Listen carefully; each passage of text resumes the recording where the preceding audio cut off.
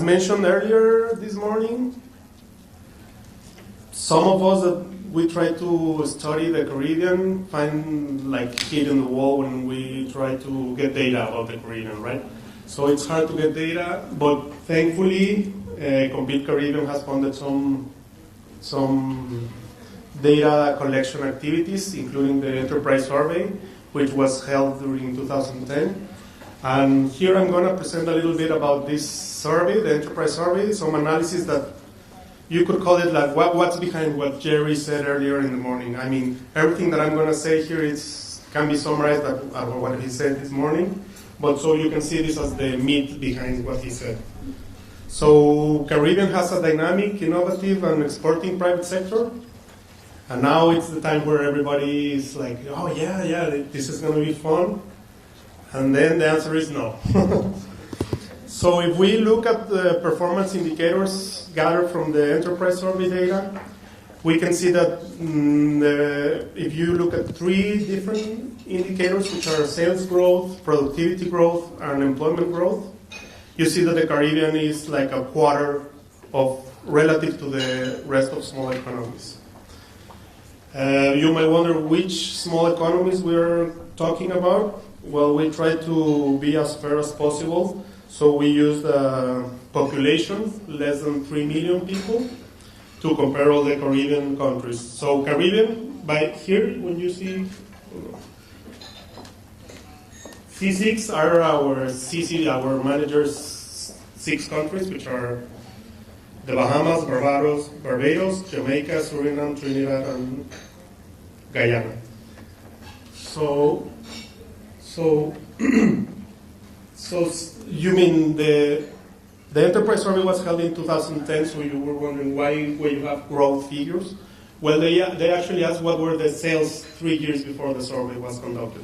So you can actually estimate the sales growth and employment growth. Productivity is just the ratio of these two. And we see that a quarter of Caribbean firms are a quarter productive of the rest of small economies. And even if you adjust this by the growth rates that were observed for the small economies, you see that even though you grow like a 0.75 for three indicators, you're still lagging behind when you're compared with the rest of small economies. So what does the Caribbean private sector looks like? Jerry already said so. We're looking at small firms. Small firms meaning less than 20 employees. This is a combined indicator that takes into account current full-time employees and the months that the permanent workers work at the firm. So in the Caribbean, there's 71% of small firms against only 66% of small firms in the rest of small economies. We're looking at old firms, which are typically around 20 years old, against 15 years. This could be, there are some argument that maybe old firms are good because they know that their business and productivity might as well be a linear function increasing over time. But we found some evidence that this is not the case for the Caribbean. Most of the firms are locally owned and they are not engaged in international trade. A lot of our previous panelists have talked about how important engaging in international trade is, but we can see here that if you trade orientation, if you look at the exporter side of exporters are less in the Caribbean than in the rest of small economies, as well as imports. So we're lagging behind and we're not getting engaged in international trade. What do Caribbean business persons complain about? Well, customs and trade regulations, crime, as was pointed out earlier this morning, tax administration, access to finance, which is one of the big barriers for entering into the markets, and an inadequately educated workforce, which is related to the presenter in the morning, which was talking about how we have to invest in human capital in order to get some highly educated workforce that can go into the labor market.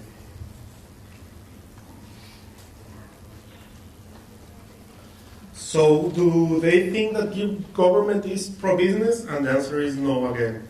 Here, an indicator below 1 is worse. So we can see that in all of these indicators for the World Economic Forum, the Global Competitiveness Index, Caribbean is doing worse than the rest of the small economies, except for judicial independence.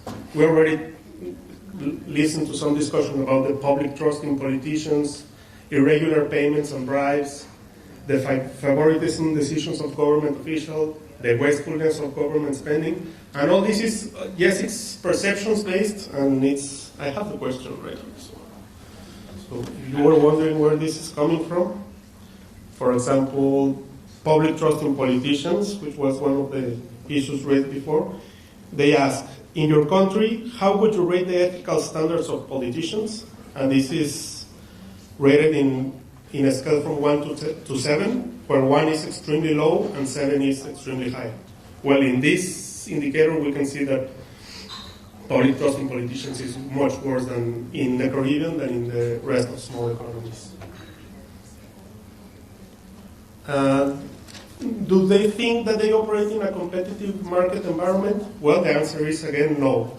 If we look at the goods market efficiency pillar of the Global Competitiveness Index, we can see that they usually see that the effectiveness of anti-monopoly policy is not good, the effect of taxation on incentives to invest is not good, the agricultural policy costs are not good, and the business impact of rules on FDI is not good. So there's a perverse tax incentive, there's an ineffective anti-monopoly policy, there are perverse effects of FDI, and there are high costs of agricultural policy.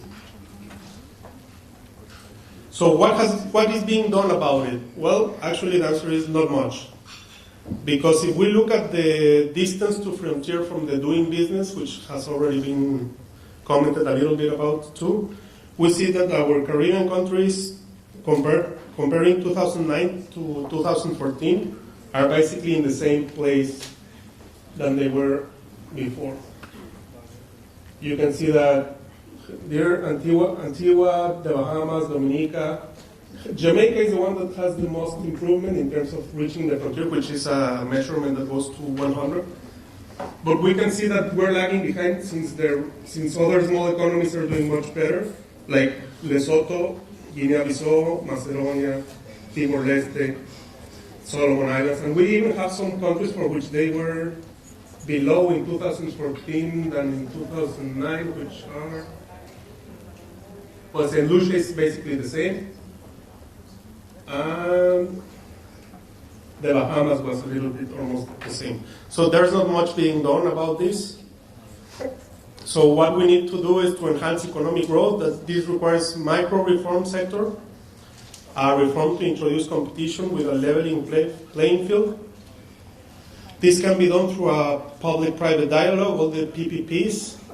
The Caribbean Growth Forum is a great mechanism to get together private sector and public sector participants and talk about their problems and manage to reach to some conclusions and act forward. And it all depends on you, because if we don't do anything, we'll have a relative decline, which is if we construct an index of the GDP per capita and we construct it by 1970 being 1, when it is the same for small economies than the Caribbean, we can see that the forecast based on World Economic Outlook data is not very good for the Caribbean. We see that since we started at the same level in 1970 for 2011, the C6, which are the 6 countries I already mentioned, are just lagging behind, like 30%. And the OECS countries are the only countries that are doing better in terms of the forecast, which is above the rest of small economies, and is increasing. But the Caribbean would be doing worse, even if you disaggregate by the commodity exporters or the tourist-based economies. That's it.